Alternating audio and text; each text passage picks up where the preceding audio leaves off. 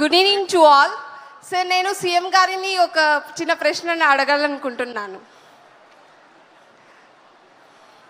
అడగండి madam. Thank you sir. నమస్తే sir, నా పేరు రఘుపతి ప్రవీణ, మాది చిత్తూరు జిల్లా. I feel very glad on behalf of all DSE aspirants. Thank you so much sir for giving this very great opportunity. You really made our dreams true sir. నాకు పీజీటీలో 7th rank వచ్చింది, zone 4 స్టేట్లో 11th rank వచ్చింది sir. Thank you so much sir. Lokesh sir, thank you so much sir. Sir, ప్రశ్న ఏంటంటే, మీరు ముఖ్యమంత్రిగా బాధ్యతలు స్వీకరించాక మీ మొదటి సంతకం మెగా డిఎస్సి ఫైల్ మీద ఎందుకు పెట్టారు? మిమ్మల్ని అందరినీ చూస్తామంటే చాలా మీటింగ్లు పెట్టాను నా జీవితంలో. చాలా పనులు కూడా చేశాను. కానీ ఈరోజు మీ అందరి ఆనందం చూస్తూ ఉంటే మీ అందరికంటే నాకు ఎక్కువ ఆనందంగా ఉంది. మీ ముఖాల్లో ఆనందం చూడాలనుకున్నాను, అది ఈరోజు సాధ్యపడింది. ఇప్పుడే చిత్తూరు జిల్లా నా సొంత జిల్లా. కంగ్రాచులేషన్స్, మంచి పర్ఫార్మెన్స్ చేశారు.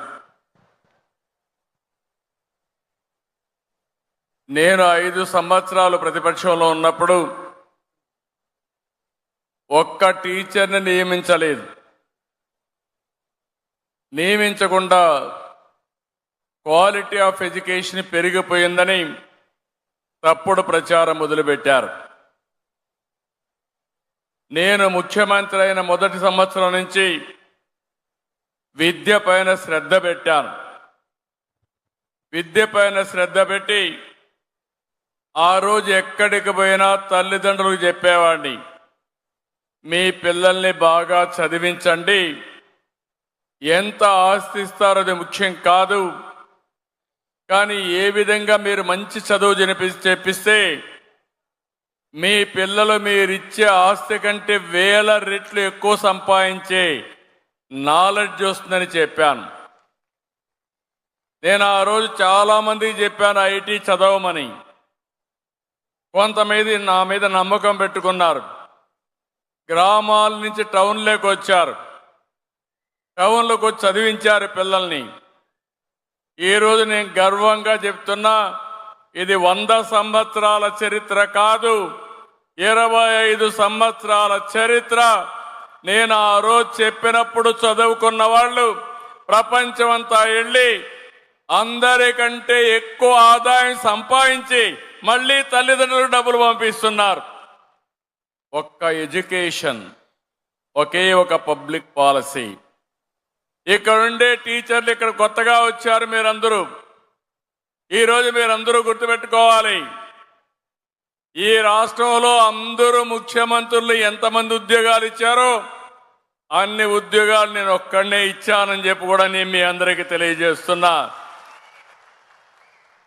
ఏ విషయంలోనైనా అశ్రద్ధ చూపాం, కానీ టీచర్స్ విషయంలో నేను ఎప్పుడూ అశ్రద్ధ చూపేయలేదు. దానికి కారణం మన పిల్లల భవిష్యత్తు. ఈరోజు ఇక్కడ కొంతమంది మాట్లాడారు, వాళ్ళ ఏవిఎంలు చూసాం, వాళ్ళ హిస్టరీ కూడా మనం చూస్తే ఎన్ని కష్టాలు పడ్డారో వాళ్ళు 6 మంది చెప్పారు. కానీ ఈ 16,000 మంది చరిత్ర కూడా అదే నమూనాలో ఉంది. అవునా కాదా అని మిమ్మల్ని అందరిని అడుగుతున్నా. అందుకే నేను ముఖ్యమంత్రి అయిన వెంటనే సూపర్ 6 చెప్పాను, నన్ను నమ్మారు. అందులో మొదటి సూపర్ 6 ఉద్యోగాలు, mega DSC.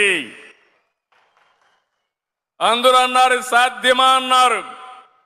Mega డిఎస్సిని super hit చేసినటువంటి కూటమి గట్టిగా మీరే చప్పట్లు కూడా చెప్పాలి, అవునా కాదా?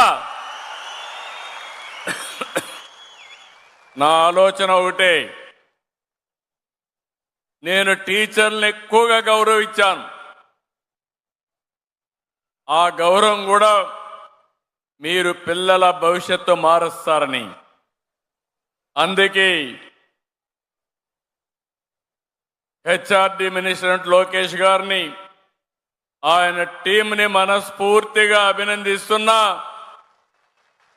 ఎన్ని అడ్డంకులు వచ్చినా ఎక్కడ కూడా ఇబ్బంది లేకుండా నేను పెట్టిన మొదటి సంతకాన్ని 150 రోజుల్లో అమలు చేసే బాధ్యత తీసుకున్నారు. అలాంటి వారిని అభినందిస్తూ, నీ మీద ఒక బాధ్యత ఉందమ్మా. నీ మీదనే కాదు, ఇక్కడ అందరి పైన ఉంది. నాకు ఒక కోరిక ఉంది, మీకు ఒక కోరిక ఉంది. మీ కోరిక ఉద్యోగం, అది తీరింది. నా కోరిక ఈ రాష్ట్రంలో పేదరికం లేని సమాజం రావాలి. అది విద్య వల్లనే సాధ్యం. ఆ బాధ్యత మీది. ఏం తమ్ముళ్ళు సిద్ధమా అని మిమ్మల్ని అడుగుతున్నా. ఏం తమ్ముళ్ళు మీరు? ఏంటమ్మా ఆడబిడ్డలు 33% ఉద్యోగాల్లో నేనే రిజర్వేషన్లు పెట్టాను. అందుకే ఈరోజు మీటింగ్లో చూస్తే మగవారి కంటే మా ఆడబిడ్డలే ఎక్కువగా కనపడొస్తున్నారు. కంగ్రాచులేషన్స్ మహిళలందరికీ. చదువు విషయంలో కూడా మనం ఒకసారి ఆలోచిస్తే ఆడవాళ్లే బాగా చదువు చెప్పగలుగుతారు. ఈరోజు మా లోకేష్ గారికి కూడా నేను ఎప్పుడు చదువు విషయంలో పట్టించుకోలేదు. మా మిస్సెస్ అన్నీ చేసింది. ఒక్కరోజు కూడా నేను ఆయనకు స్కూలు కూడా ఎక్కడ చదువుతున్నాడో అది కూడా నాకు తెలియదు.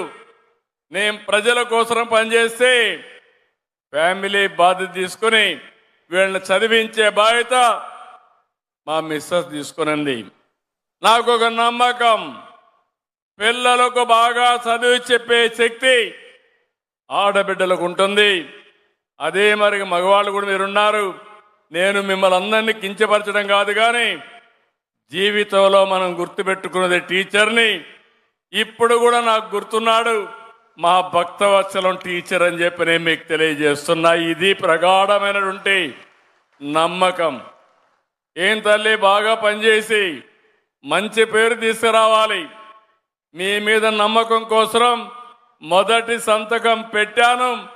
ఈ మొదటి సంతకం 2047 ఆంధ్రప్రదేశ్ని స్వర్ణాంధ్రప్రదేశ్ దేశంగా ఈ విద్యా వ్యవస్థలో మార్పులు తెచ్చే విధంగా మీరు పనిచేయాలని మరొక్కసారి మీ అందరికీ పిలిపిస్తూ చేస్తారని చెప్పి ఆశిస్తూ అందరికీ నమస్కారాలు. Thank you.